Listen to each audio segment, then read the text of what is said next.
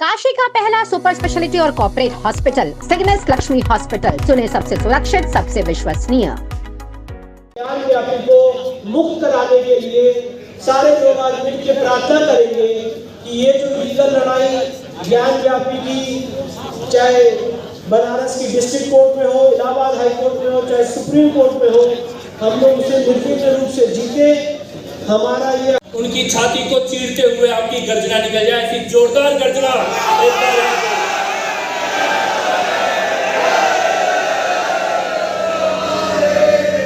बहुत बहुत आभार। और मैं एक चीज कहना चाहता हूँ, ये पुस्तिका जो अभी रिलीज हुई है, इसमें लिखा है अतीत और यहाँ लिखा है वर्तमान।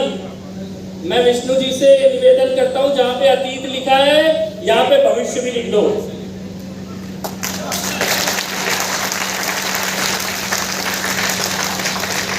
लिखना चाहिए ना।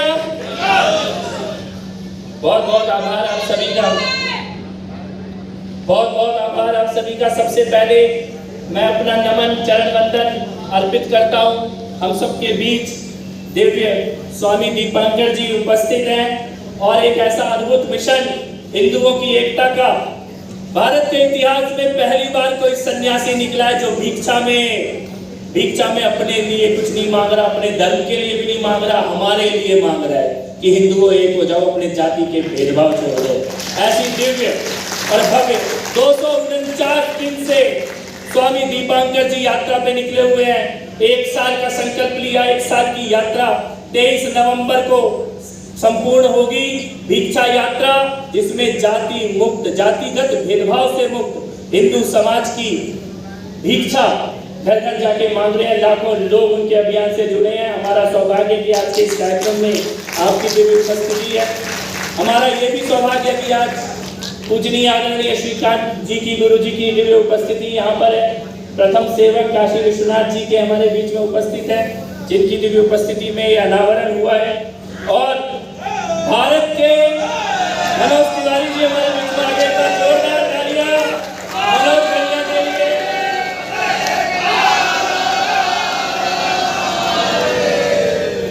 जोरदार तालियों के साथ स्वागत। लोकप्रिय काशी के बेटे, पूर्वांचल के बेटे, दिल्ली के सांसद और हम सबके बड़े भाई मनोज तिवारी जी हमारे बीच में उपस्थित हैं।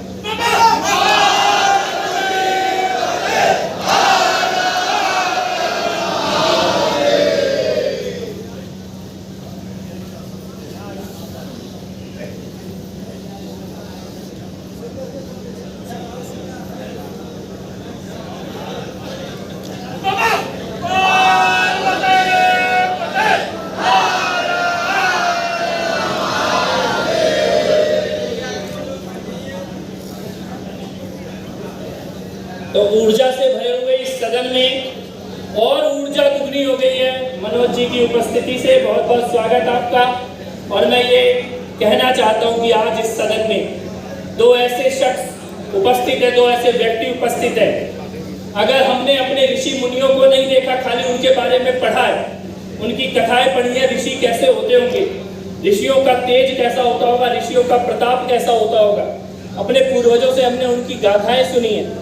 हमने ऐसे ऋषियों की गाथाएं भी सुनी है जिन्होंने सत्ता को भी और राज को भी और समाज को भी दिशा देने का काम किया है। और मैं ये कह सकता हूं कि अगर साक्षात जीवित आधुनिक भारत में ऋषियों को देखना हो, ऋषियों के कुल को देखना हो, तो हरिशंकर जैन जी और विष्णु शंकर जैन जी पिता पुत्र की ये दिव्य जोड़ी, महादेव नारायण का साक्षात आशीर्वाद इनकी कुल परंपरा पर है। भारत की जो वैचारिक स्वाधीनता, आध्यात्मिक स्वाधीनता के अगर सेनानियों में किसी का नाम स्वर्ण अक्षरों में लिखा जाएगा तो हरिशंकर जैन जी और विष्णु शंकर जैन जी का नाम युगों युगों तक हिंदू समाज आपका आभारी रहेगा, ऋणी रहेगा आपका।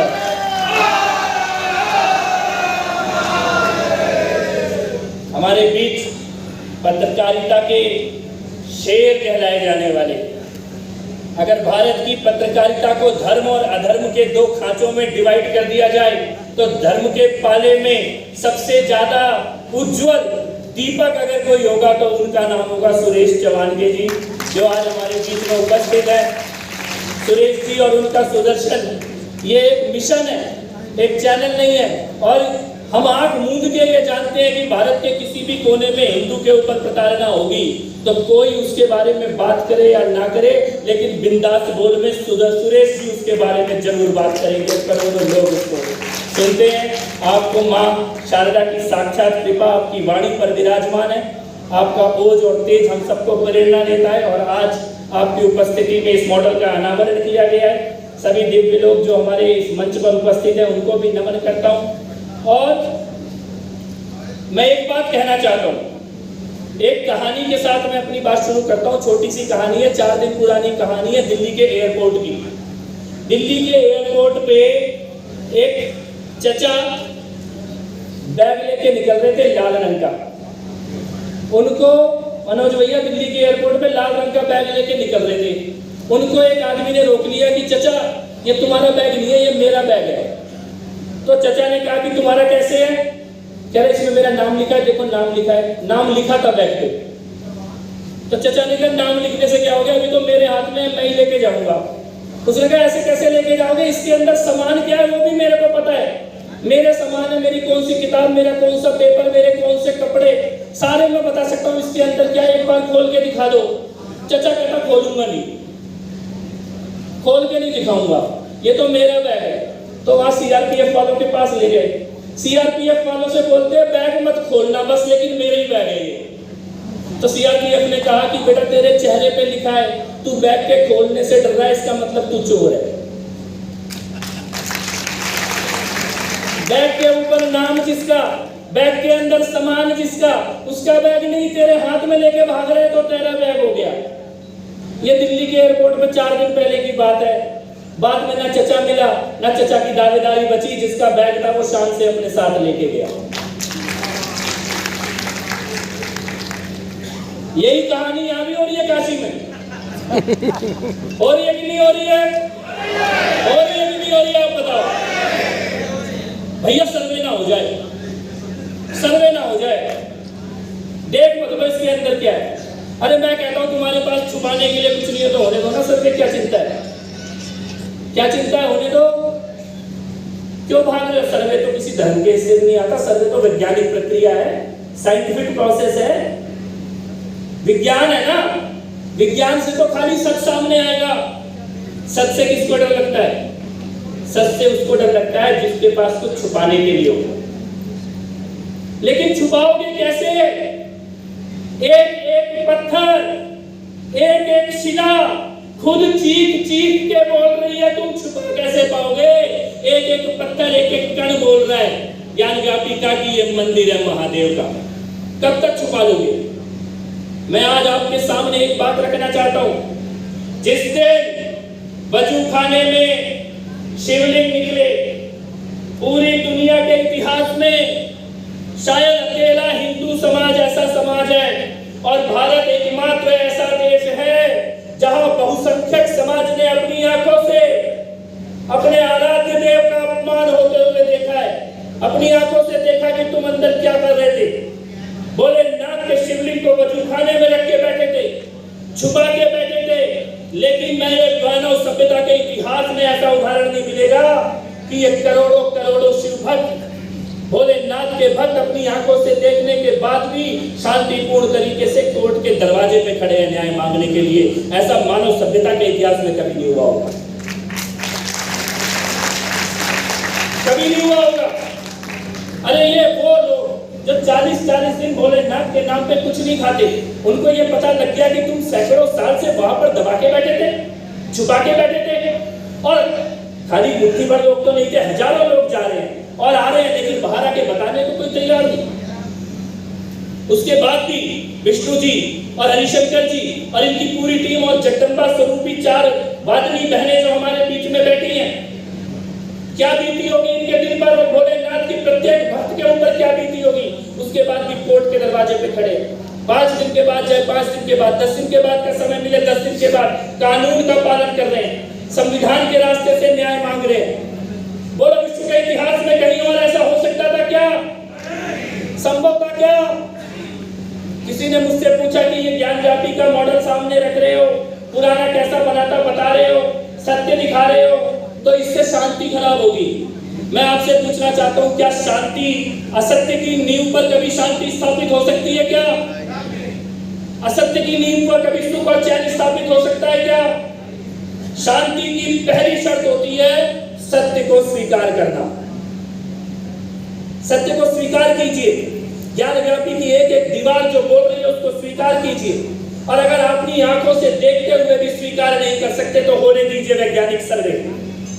जो विज्ञान की रिपोर्ट में निकल के आएगा पूरी दुनिया देखेगी। क्यों डर रहे हैं? क्या छुपाने के लिए? क्या छुपाना चाहते हो? अरे भोलेनाथ की जब तक मर्जी थी तब तक वजू खाने में अपने आप थे, तुम नहीं रख पाए थे। और अब उनकी मर्जी क्या है ये पूरे देश और दुनिया को मालूम चल चुका है। जब महादेव ने ठान लिया है प्रकट होने का तो तुम होते कौन हो उसको रोकने वाले? और तुम रोक सकते कैसे? रोक सकते हैं क्या? रोक सकते हैं क्या?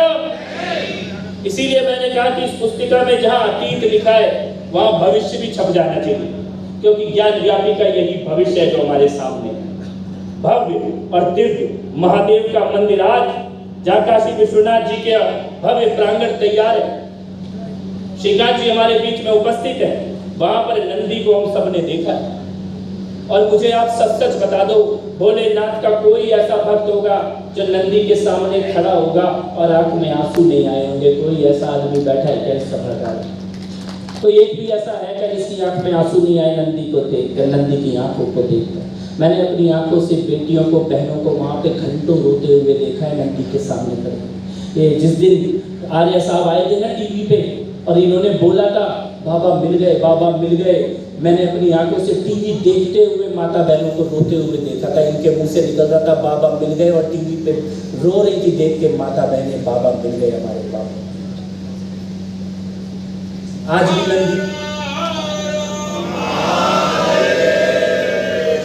नंदी की प्रतीक्षा खाली नंदी की प्रतीक्षा नहीं है, पूरे भारतवर्ष की प्रतीक्षा है। कश्मीर से लेकर कन्याकुमारी तक अभी जो डॉक्यूमेंट्री दिखाई जा रही थी, अरे औरंगजेब ने खाली मंदिर नहीं तोड़े थे, खाली मंदिर नहीं तोड़े थे औरंगजेब ने और उन जिहादियों ने, उन्होंने धर्म परिवर्तन भी कराए थे, कत्लेआम भी किए थे, घर भी उजाड़े थे, मां बहन बेटियों के साथ ऐसे ऐसे पाप किए थे जिनको बोल भी नहीं सकते हैं। लेकिन कमाल देखिए, औरंगजेब का पाप का शिकार मंदिर भी हुआ और लोग भी हुए जिनका धर्म परिवर्तन कराया। लेकिन वही लोग कह रहे हैं कि मंदिर नहीं बनने देंगे। अरे तुम विक्टिम हो,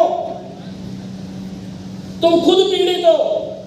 4 पीढ़ी, 5 पीढ़ी, 7 पीढ़ी, 8 पीढ़ी पहले अपने पूर्वजों के साथ हुए अत्याचारी के साथ खड़े हो रहे।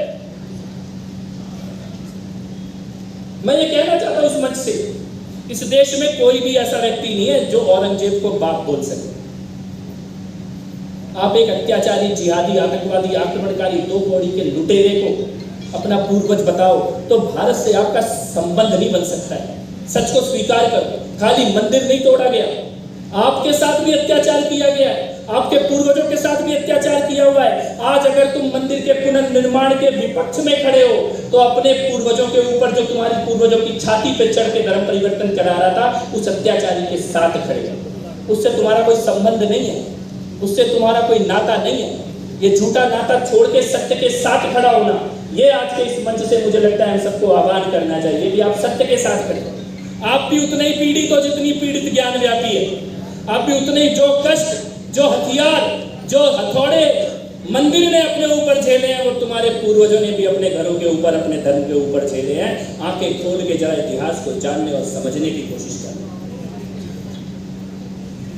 आज ऐतिहासिक दिन जब ज्ञान व्यापी का स्वरूप पूरे भारत के सामने है, मैं हरिशंकर जैन जी और विष्णु शंकर जैन जी से ये निवेदन भी करना चाहता हूँ कि काशी के बाद इस प्रदर्शनी को दिल्ली लेकर आया जाएगा, जो पूरे हॉल में प्रदर्शनी लगी है। ये भव्य स्वरूप और ये पूरी प्रदर्शनी क्या क्या हुआ, ज्ञान व्यापी की दीवारों का एक एक सबूत, ये देश की राजधानी के बीचों बीच ये प्रदर्शनी लगाई जाए और हम सब लोग मिलकर इसके आयोजन में हम लोग साथ देंगे। सुरेश जी, स्वामी जी, मनोज तिवारी जी, सब लोग हम लोग मिलके, और ये सत्य पूरे देश की राजधानी में इसको स्थापित करके दिखाया जाए कि क्या किया गया था, इस प्रकार के अत्याचार होना चाहिए ना। ये तो ये आप सबके माध्यम से हाथ जोड़ के ये निवेदन मैं अर्पित कर रहा हूँ न्यास के प्रति, हरिशंकर जैन जी और विष्णु शंकर जैन जी के प्रति, इस प्रदर्शनी को आप दिल्ली लेकर आए। तो मैं केवल इतना कहना चाहता हूँ, बहुत अद्भुत वक्ता हमारे बीच में उपस्थित है जिनको हम लोग सुनेंगे। मैं केवल इतनी बात जरूर कहना चाहता हूँ, ज्ञान व्यापी के लिए तो योद्धा मिल गए जो अपना जीवन, अपना परिवार, अपना सब कुछ लगाकर लगे हुए। ये योद्धा लगे तो न्याय भी सुनिश्चित है, लेकिन ऐसे न जाने कितनी पीड़ाएं हिंदू समाज के साथ है, कितनी पीड़ाएं। उस सब के लिए एक योद्धा की आवश्यकता पड़ेगी।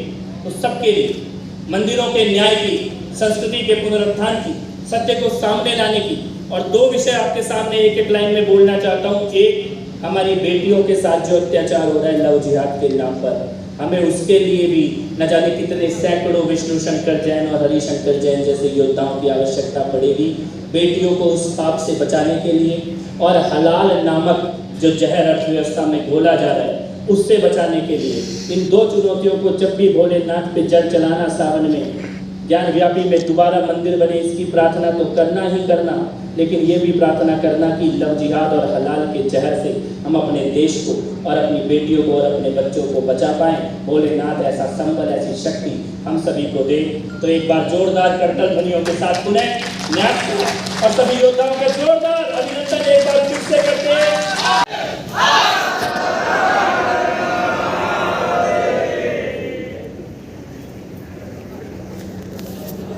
अब जो इस कार्यक्रम का सबसे एक केंद्र बिंदु है, जिसको लेके आज हम लोग सब यहाँ पे संगठित हुए हैं, और जो मुक्ति न्यास है, हम सब लोगों ने कोशिश की है, प्रयास किया है कि जो हिस्टोरिकल रिकॉर्ड्स है उसके आधार पे हमारा मंदिर भग्नावशेष होने से पहले कैसा दिखता था उसका एक प्रारूप आप सबके समक्ष रख सके। इसीलिए इस क्रम में मैं माननीय स्वामी दीपांकर जी से, माननीय श्रीकांत जी से, माननीय सुरेश चवानके जी से, माननीय हरिशंकर जैन साहब से, माननीय कपिल भाई साहब से, मंचा सिंह, जितने हमारे महानुभाव हैं, माननीय आर.के. चौधरी जी से, मदेशिया जी से, भाटिया जी से, रस्तोगी जी से निवेदन करूंगा कि वो हमारे ज्ञान व्यापी के मॉडल का अनावरण करें। ऐसे लोग हैं जिनकी उपस्थिति है, जो यहाँ पे आज मौजूद है। हमारी 4 वादनी महिलाएं, रेखा पाठक, लक्ष्मी बीबी, सीता साहू, मंजू व्यास, आज पूरे ज्ञान व्यापी का जो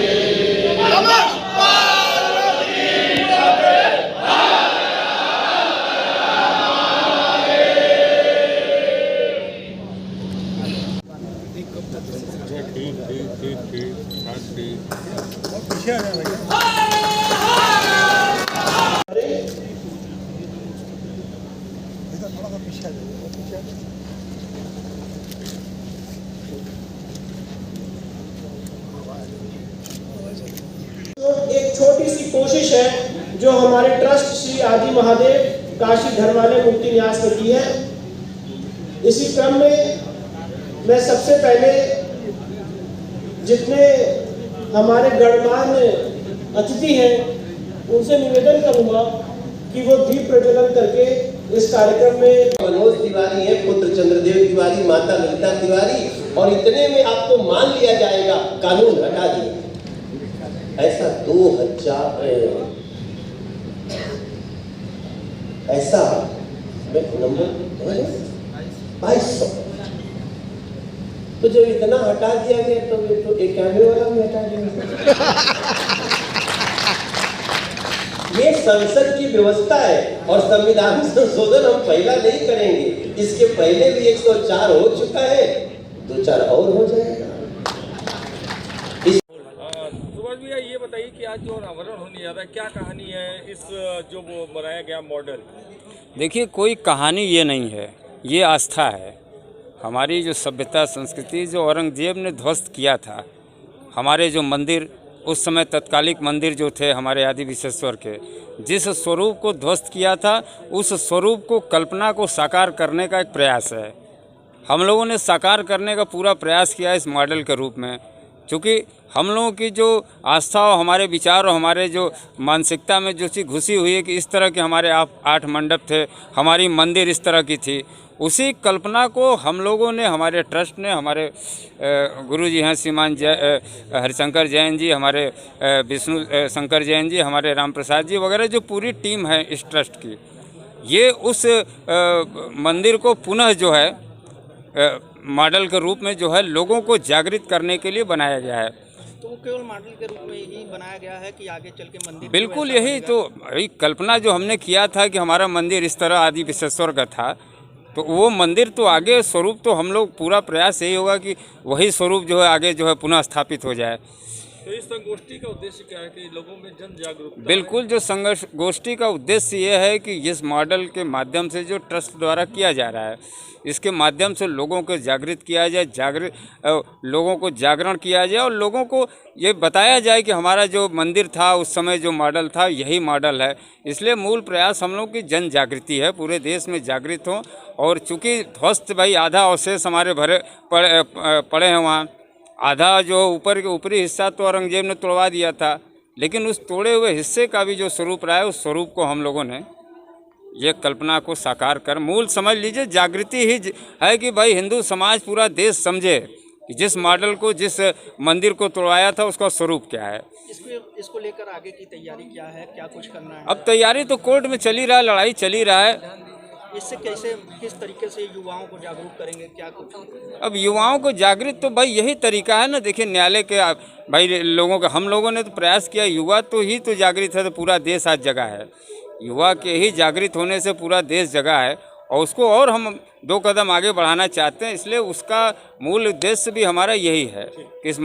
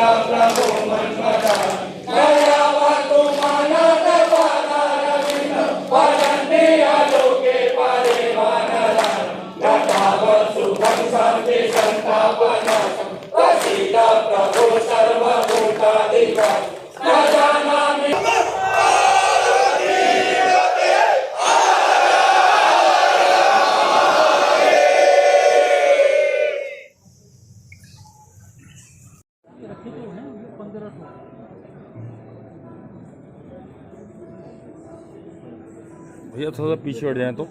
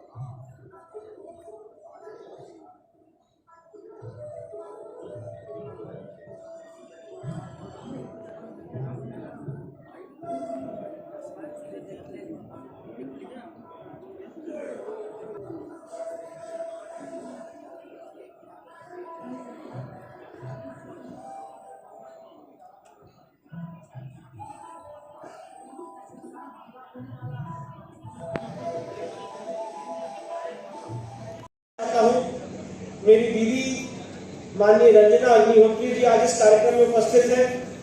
मेरे भाई माननीय कुलदीप तिवारी जी इस कार्यक्रम में उपस्थित हैं।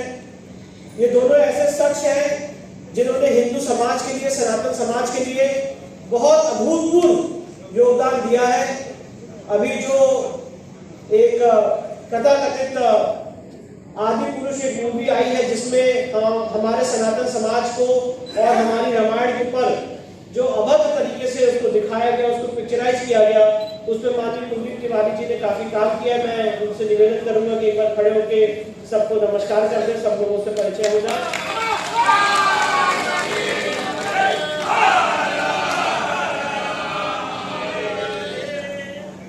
मैं माननीय रंजना दीदी से एक बार निवेदन कर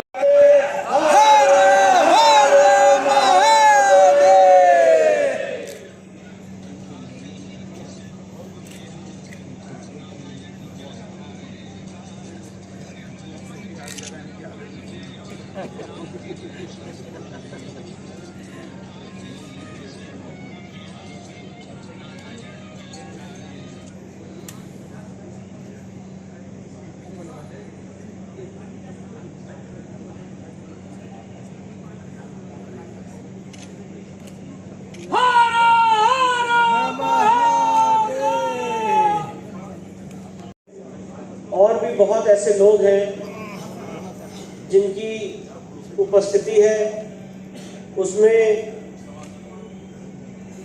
ऐसे ऐसे लोग आज इस कार्यक्रम में हम लोगों के बीच मौजूद हैं जिन्होंने हिंदू धर्म के लिए, सनातन समाज के लिए काफी अद्भुत कार्य किए हैं और उन सारे लोगों का भी आज एक परिचय हम लोग आपस में करके लेंगे। मैं सिर्फ इतना कहना चाहता हूं कार्यक्रम की शुरुआत से पहले कि अगर इस कार्यक्रम में हमसे कोई त्रुटि हो जाए, हमसे कोई गलती हो जाए तो हमें क्षमा करिए। आशीष तिवारी जी भगवा रक्षा वाहिनी के संरक्षक हैं, अध्यक्ष हैं, वो यहाँ पे मौजूद हैं। आशीष राज शुक्ला जी मौजूद हैं। बहुत से लोग ऐसे हैं जो यहाँ पे आज मौजूद हैं। हमारी 4 वादनी महिलाएं, रेखा पाठक, लक्ष्मी दीदी, सीता सा, उसका एक प्रारूप, उसका एक स्वरूप देने की एक चेष्टा है, एक छोटी सी कोशिश है जो हमारे ट्रस्ट श्री आदि महादेव काशी धर्मालय मुक्ति न्यास ने की है। इसी क्रम में मैं सबसे पहले जितने हमारे गणमान्य अतिथि प्रज्वलन करके इस कार्यक्रम में अपनी शोभा बढ़ाए, दीप ज्योति ज्ञान से बता दें। राम प्रसाद सिंह, आदि महादेव काशी धर्मालय मुक्ति न्यास। राम प्रसाद जी, क्या कार्यक्रम है यहाँ पे? आज यहाँ पे कार्यक्रम है गोष्ठी, जिसका विषय है राष्ट्रीय समस्या और समाधान। आज किस चीज़ का अनावरण भी है, क्या कहानी है? अनावरण की कहानी यह है कि 354 वर्ष पूर्व जो हमारा मंदिर तोड़ा गया था, वह मंदिर उस पीरियड में कैसा था, इसका हम लोगों ने एक प्रतिरूप जो है एथेंटिक तौर पर ऐतिहासिक साक्ष्यों, तथ्यों और सबूतों के आधार पर तैयार कराया गया है। उसी का अनावरण है। हम ये बताना चाहते हैं हिंदू समाज को कि देखिए, ये हमारा मंदिर इस तरह का था, जिसको हमें पुनः प्राप्त करने का प्रयास करना है। इसीलिए जन जागरण अभियान चालू है। क्या उद्देश्य है इस अनावरण से दिखा? उद्देश्य जन जागरण है और क्या। हिंदू समाज में हम जन जागरण करेंगे। हिंदू समाज अपने मंदिर के लिए प्रयास करे, प्राप्त करने के लिए बहुत सारे मुकदमे चल रहे हैं, बहुत सारे साक्ष्य मिल रहे हैं। हम उस आधार पर प्रयास करेंगे। तो संवैधानिक तरीके से हमारा प्रयास जारी रहेगा। जिस चीज़ का अनावरण है, किस चीज़ का वो मॉडल है? मॉडल है ये आदि विश्वेश्वर ज्ञानवापी मंदिर का, जो आज ध्वंसावशेष के रूप में हमारे सामने खड़ा है। सर, आज किस तरह का ये अनावरण प्रोग्राम है, इसके बारे में थोड़ा डिटेल बता दें। देखिए, ये सबको मालूम है और ऐतिहासिक तथ्य है कि पहले भव्य मंदिर बाबा भोलेनाथ का, आदि विश्वेश्वर का, काशी में था। उस मंदिर को औरंगजेब ने तोड़ा। उस मंदिर का क्या स्वरूप था, वो मंदिर किस ढंग का था, उसका एक चित्र, बहुत अच्छा चित्र वो बनाया गया है। वो जन जागरण के लिए सब सामने रखा जाएगा, ताकि पब्लिक को मालूम हो कि क्या चीज़ थी, भारतीय संस्कृति क्या थी और कैसा मंदिर था, और जिस पर कि तथाकथित मस्जिद का निर्माण हो गया। ये केवल बनारस में दिखाया जा रहा है कि और भी जगह दिखाया नहीं, ये जगह जगह पूरे हिंदुस्तान में जहाँ तक संभव होगा इसका प्रदर्शन होगा। और पर्पज़ ये है कि लोग जाने कि हम हवा में नहीं लड़ रहे हैं, जो चीज़ हमारी थी जो टूटी उसको पाने के लिए लड़ रहे हैं। तो क्या ऐसा ही मंदिर पहले था जैसा दिखाया जा रहा है आपके मॉडल में? जी हाँ, बिल्कुल। मस्जिद के पहले ही ऐसा मंदिर पूरा का पूरा बना था। पहले तो मस्जिद कहिए नहीं, तथाकथित मस्जिद है, कोई मस्जिद वहाँ बनी नहीं सकती। पर जो भी इस समय ढांचा है गुलामी काल के दौरान, उसके पहले का जो ओरिजिनल मंदिर था, जो 1580 में राजा टोडरमल ने बनवाया था, उस मंदिर का पूरा सदृश बनाया गया है। और इतनी मेहनत से बनाया गया है कि जो देखेगा कहेगा क्या भव्य मंदिर था बाबा भोलेनाथ का। और ये प्रेरित करेगा आज के नौजवानों को, सबको, कि वो ऐसे ही मंदिर उससे अच्छा पुनः बन जाए। इसके लिए हम लोग कोशिश कर रहे हैं। उनका ले लीजिए। सुभाष जी का सुभाष भैया आवा तो हूँ आवा। अरे बोलवा ले ले भैया आवा। आज तो ही लोग का दिन आवा, आज तो ही का दिन आवा बोला। आइए सुभाष जी, थोड़ा डिटेल सुभाष भैया बताइएगा। मुझे आज क्या अनावरण होने जा रहा है, क्या इसका मकसद है? देखिए, आज जो ज्ञान व्यापी का मॉडल तैयार किया गया है, जो मंदिर भग्नावशेष होने से पहले जो हमारा दिव्य और भव्य मंदिर दिखता था अष्टमंडप का, आज उसका अनावरण होने जा रहा है। इस अनावरण में स्वामी दीपांकर जी, सुरेश चौहानके जी, साथ ही साथ कपिल मिश्रा जी, मनोज तिवारी जी और भी अन्य गणमान्य लोग उपस्थित रहेंगे। और इस अनावरण का ये मकसद है, इस मॉडल का ये मकसद है कि हमारा मंदिर भग्नावशेष होने से पहले कैसा दिखता था, इसकी लोगों के सामने एक विजुअलाइजेशन पेश की जा सके। किस तरह से लोगों को बताइए, क्या ये लोगों में जन जागरूकता के लिए भी अनावरण देखिए, हो रहा पूरा ये कार्यक्रम जो है वो ज्ञान व्यापी के मुद्दे के लिए जन जागरूकता और हमारे साथ इतिहास में क्या अत्याचार किया गया, क्या बर्बरता की गई और आगे हम लोगों को कैसे संगठित होकर ज्ञान व्यापी को मुक्त कराना है, उस दृष्टिकोण से, और राष्ट्र के सामने इस समय क्या चुनौतियां हैं, क्या क्या हिंदू समाज जो है वो इनजस्टिस झेल रहा है, इन सारे मुद्दों पर आज गहन चर्चा होगी। केवल वाराणसी में ही इसका वो दिखाया जाएगा कि और नहीं, और राज्यों में भी दिखाया जाएगा, अलग अलग राज्यों में जाएंगे। जितने भी हमारे संसाधन हैं अभी हम वाराणसी में दिखा रहे हैं और आगे आने वाले समय में अलग अलग राज्यों में भी दिखाएंगे। यही है कि जो हम सबके दिल में ज्ञान व्यापी की मुक्ति के लिए, काशी की मुक्ति के लिए, हमारे आदि विश्वेश्वर की मुक्ति के लिए, कि उनके मूल स्थान पे दोबारा बाबा का भव्य मंदिर बने, उस चेष्टा से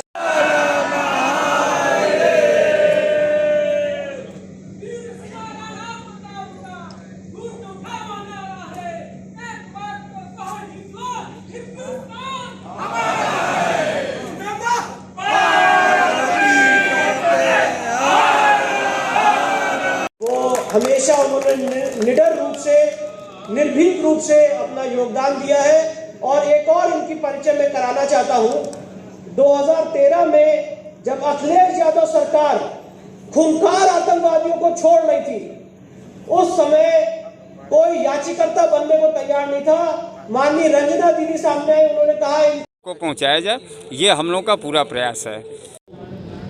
तुम राम की कहानी लिखो, क्योंकि राम का मंदिर टूट गया फिर भी लोगों में इसका जलजला नहीं है।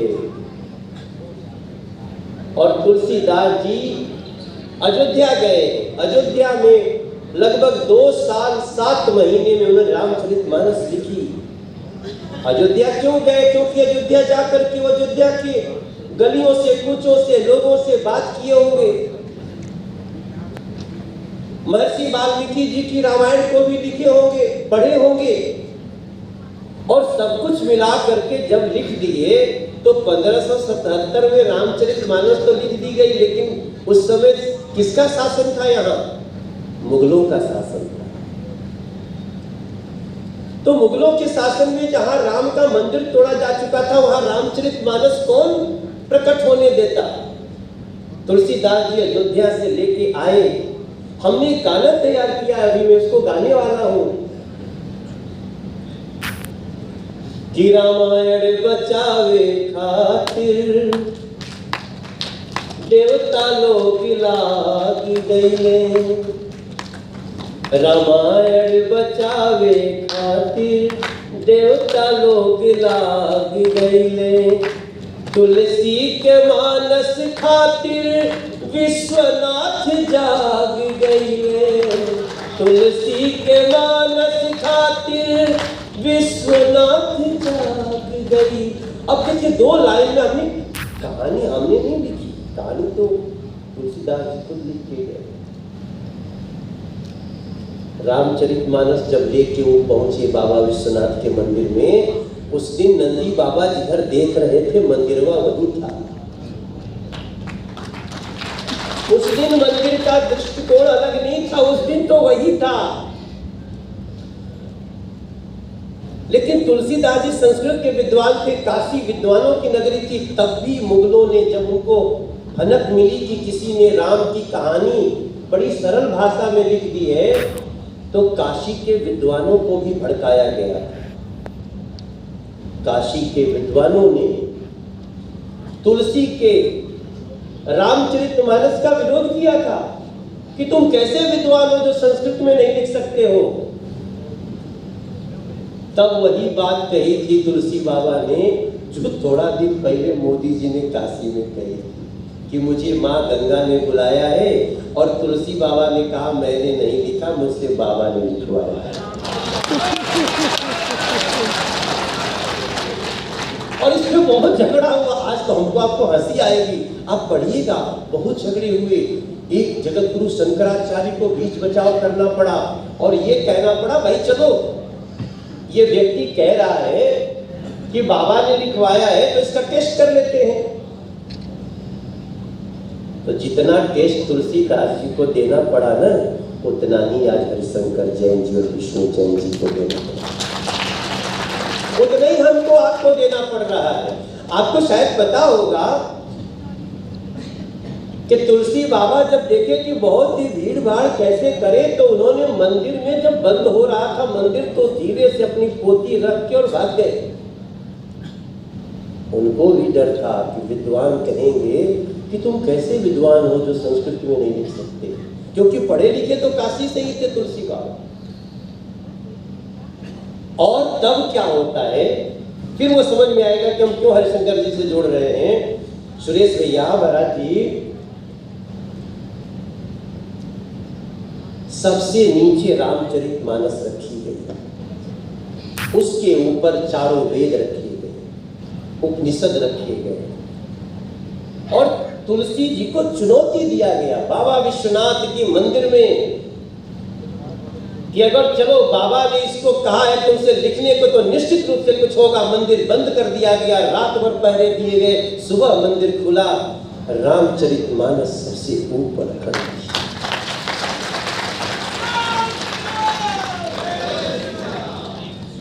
और रामचरितमानस केवल ऊपर ही नहीं खड़ी थी, उस पर बाबा विश्वनाथ के हस्ताक्षर थे साहेब। उसको बाबा विश्वनाथ ने हस्ताक्षर किया, और जब खुला तो उस पोथी से सत्यम शिवम सुंदरम की ध्वनि गूंज रही। अब आप सोचिए, तब भी बाबा विश्वनाथ को जागना पड़ा था, और जब हरिशंकर जैन, विष्णु जैन, हमारी बहनें, आपने अलग जगा दिया, तो फिर से बाबा जाग गए।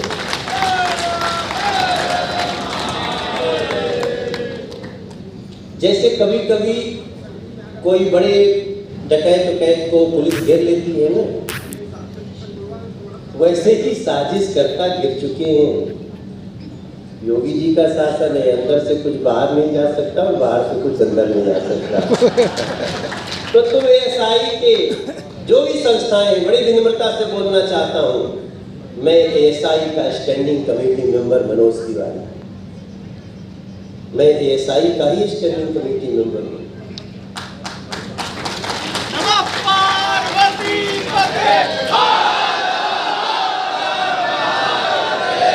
और आज मैं काशी में दावे से कहता हूं, यह हमारा एएसआई का स्टेटमेंट भी रिकॉर्ड कर ले मीडिया के मेरे भाई बंधु। एएसआई 500 साल जर्जर इमारत को भी 500 साल और खड़ा होने लायक बना देती है, कभी गिरने नहीं देती। एएसआई को जर्जर इमारतों को खड़ा करने के लिए जानी जाती है। और आप विश्वास रखिए, जो लोग उसके विरोध में गए हैं कोर्ट में कि उनके खोदने से, उनके फावड़े से तो हमें घास छिल रहा है, घास जाम गई बटी ओकरा में बहुत ज्यादा न भैया, कंकड़ पत्थर बहुत होगी बाकी ना। इतना दिन से बंद के लिए बड़ा जा, आप लोग निकल जा क्योंकि जाए नहीं पते, तो फावड़ा से कोई सफाई, ओकरे बाद निकलिए गौरा माई।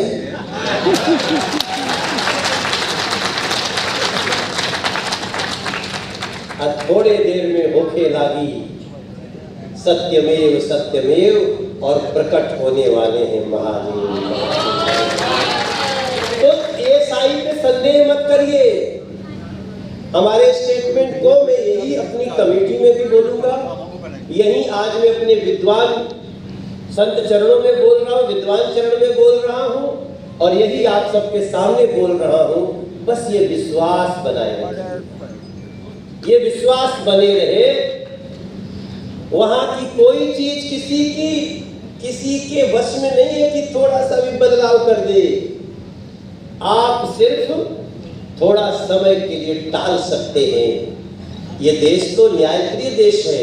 हम तो इस देश के न्यायपालिका के लिए हमारे मन में बहुत आदर है। और क्या है, कभी कभी आपको दुख होगा, अरे कैसे रोक दिया, हमारे देश में कैसे हो गया, ये तो कोई बात नहीं, रुकल बा 1-2 हफ्ता का दिन, फिर रुके वाला नहीं के, वो हो के ही रहेगा, क्योंकि हमारा देश जो यहाँ तो कसाब को भी सुना गया था, जिसने सरेआम गोलियां चलाई। तो दुनिया में शायद हम इसीलिए जाने जाते हैं, लेकिन वो लोगों को, जो लोग साजिश में है, वो तो जानते हैं कि मैं साजिश कर रहा हूं, लेकिन जो पथभ्रष्ट हैं, जिनको जो सत्य से नावाकिफ है, उनसे मैं आज प्रार्थना करना चाहता हूं इस मीटिंग से कि आपके पास एक बड़ा अच्छा मौका है। आपके पहले पूर्वजों ने अगर किसी ने गलती की है, उस गलती को सुधार लीजिए। एसआई के सर्वे के बाद जो भी सत्य होता है उसको स्वीकार लीजिए। हम तो इसीलिए हम तो आज से साल भर पहले गाना गाए थे कि मंदिर अब बनने लगा है, भगवान चढ़ने लगा है। मंदिर जब बन जाएगा, सोच नजारा क्या होगा। सोचिए तो देश हमारा इससे प्यारा क्या होगा। हमने लिखा था कि डमरू अब बजने लगा है, काशी अब सजने लगा है। अभी तो डमरुआ बाजता, जब इसका असर होके शुरू होगी, जब इसका असर होना शुरू होगा। ये असर यही है। इतने ये लोग जो अब सामने बैठे हुए, मैं सबको देख रहा हूं, मैं तो काशी वाला ही हूं। यहाँ एक एक बैठा व्यक्ति, हरिशंकर बाबू जी, विष्णु जी, कपिल भाई, सुरेश भाई साहब, महाराज जी, मेरे सब भैया लोग, इसमें किसी को भी खड़ा करा के देखो तो केस जीत गया है।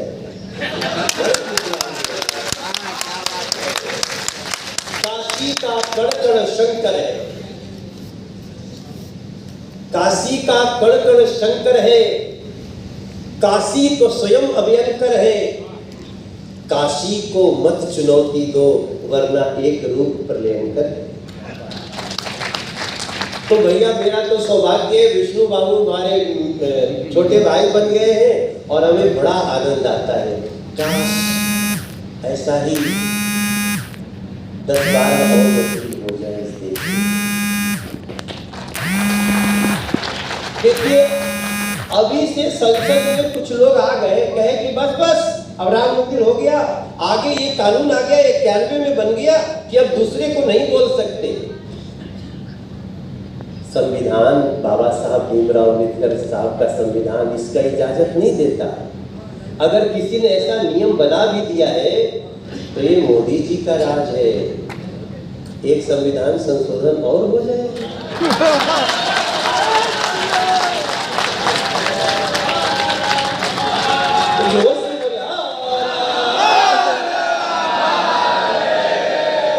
यही होता है।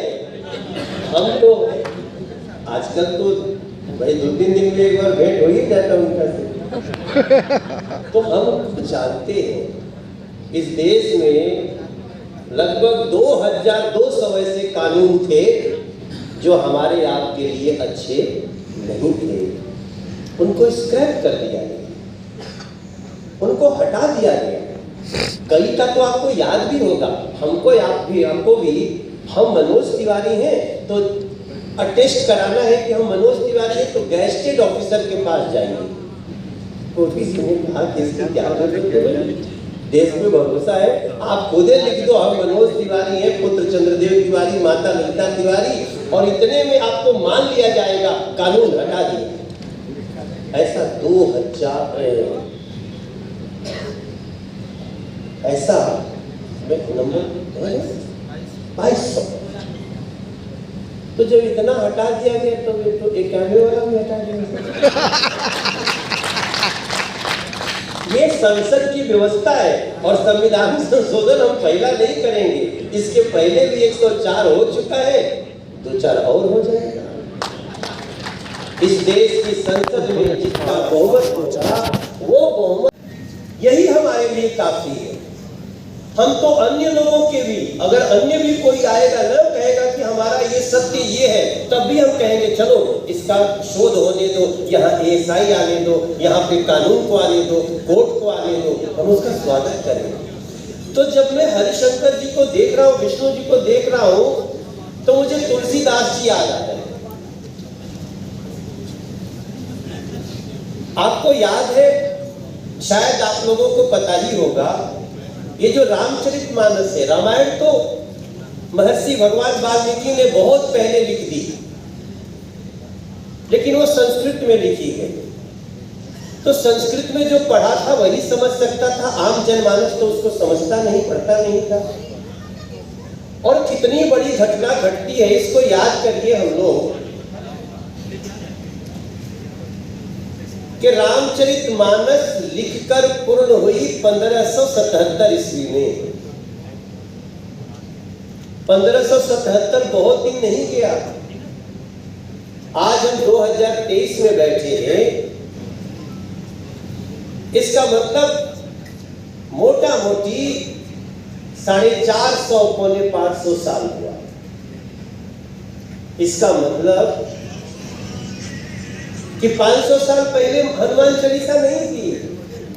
इसका मतलब 500 साल पहले मंगल भवन अमंगलहारी नहीं था। और जो रामचरितमानस हमारे आपके हाथ में है, हमने तो उस रामचरितमानस को लाल कपड़े में लपेट के रख दिया। ये भी हमारे साथ एक साजिश हुई। लोगों ने कहा इसकी पूजा करो, पढ़ो मत।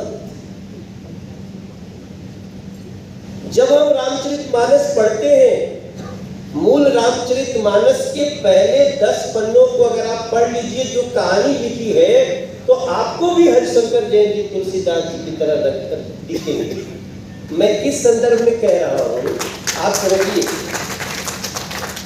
जब मंदिर टूट गया अयोध्या में, मंदिर टूटने के बाद कोई दुनिया में तो उसके लिए आंदोलन नहीं हुआ, क्योंकि उस समय संचार के इतने साधन नहीं थे। जहां होना था हुआ, लोग लड़े, मरे, कपे,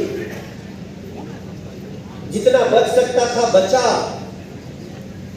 लेकिन बाबा विश्वनाथ को चिंता हो गई, शंकर भगवान को चिंता हो गई, और शंकर भगवान तुलसी के सपने में आते हैं। तुलसीदास को कहते हैं कि तुलसी उठो, राम की कहानी स्थानीय भाषा में लिखो। ये मैं नहीं कह रहा हूं, आई एम नॉट कोटिंग भैया, ये हमारे रामचरितमानस में लिखा है। दोबारा भव्य काशी विश्वनाथ के मूल स्थान पे, हमारे बाबा के मूल स्थान पे हम लोग पूजा अर्चना कर सके, ऐसा हम लोगों को आशीर्वाद प्रदान करे। आज ज्ञान व्यापी को मुक्त कराने के लिए सारे लोग आज मिलकर प्रार्थना करेंगे कि ये जो लीगल लड़ाई ज्ञान व्यापी की, चाहे बनारस की डिस्ट्रिक्ट कोर्ट में हो, इलाहाबाद हाई कोर्ट में हो, चाहे सुप्रीम कोर्ट में हो, हम लोग उसे निर्विघ्न रूप से जीते। हमारा ये